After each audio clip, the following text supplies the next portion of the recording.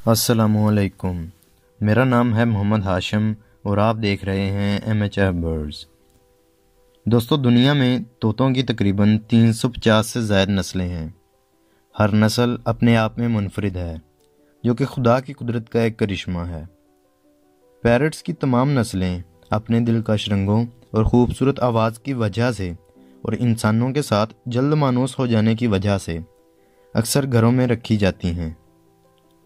ان 350 نسلوں میں سے آج ہم صرف ایک نسل پر بات کریں گے، جس کو تقریباً ہر کوئی جانتا ہے۔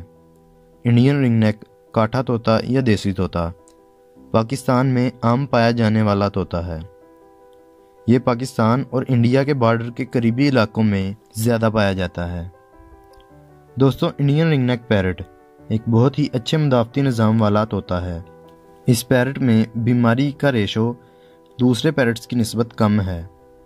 یہ طوطا پاکستان کے ماحول میں اچھی طرح سے ایڈجسٹ ہو چکا ہے۔ پاکستان میں یہ پیرٹ اپنی مارکیٹ سٹیبل کر رہا ہے۔ اگر بزنس کے اعتبار سے دیکھا جائے تو یہ نسل مڈ رینج میں اچھے مدافعتی نظام کے ساتھ ایک بہت ہی فائدہ مند نسل ہے۔ سبز رنگ اور لال گانی والا یہ طوطا 45 سے 50 سینٹی میٹر تک لمبا ہو سکتا ہے۔ یہ شور زیادہ کرتا ہے۔ اکثر یہ طوطا جب اپنے نسل کے کسی پیرٹ کی آواز سنتا ہے تو بہت زیادہ شور کرتا ہے۔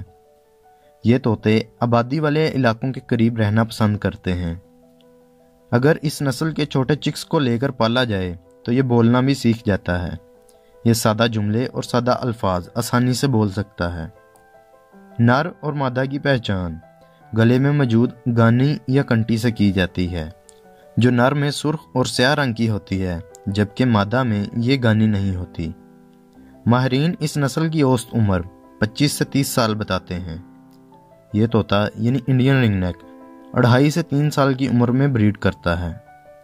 بریڈنگ کے لیے آئیڈیل کیج سائز آپ سکرین پر دیکھ سکتے ہیں۔ بریڈنگ کے لیے لوہے کا کیج زیادہ اچھا رہتا ہے۔ سخت لکڑی کا کیج بھی استعمال کیا جا سکتا ہے۔ اکثر یہ پیرٹس لکڑی کے کیج میں اپنے کاٹنے یا چبانے کی عادت سے مجبور ہو کر کیج کی حالت خراب کر دیتے ہیں اور اکثر کیج کی ناقص حالت کی وجہ سے اڑ بھی جاتے ہیں۔ اچھی بریڈ کے لیے سیپریٹ کیج سسٹم لگانا بہتر رہتا ہے۔ بریڈنگ سیزن میں کیج کو کسی ایسی جگہ پر رکھیں جہاں ہیومن انٹرفیئرنس کم ہو، اور عام دنوں کی نسبت بریڈنگ سیزن میں صفائی زیادہ رکھیں۔ فیمیل یعنی مادہ 3 سے 4 انڈے دیتی ہے اور 22 سے 23 دنوں تک ان انڈوں کو انکیوبیٹ کرتی ہے۔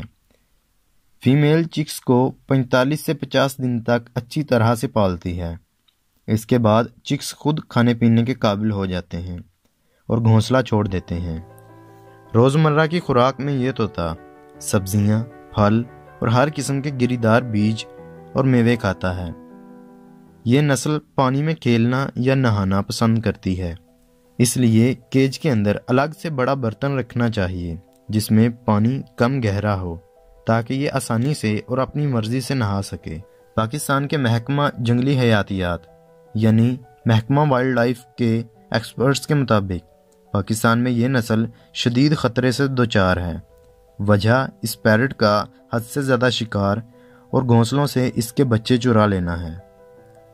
دوستو، دنیا میں موجود ہر جاندار یا پرندہ ہمارے ایکو سسٹم کا ایک اہم جزو ہے۔ اگر کوئی بھی جاندار یا پرندہ ناپید ہو جائے تو پورا ایکو سسٹم ڈسٹرب ہو جاتا ہے۔ اس لیے کسی بھی نسل کا حد سے زیادہ شکار اس نسل کو ناپید کر سکتا ہے۔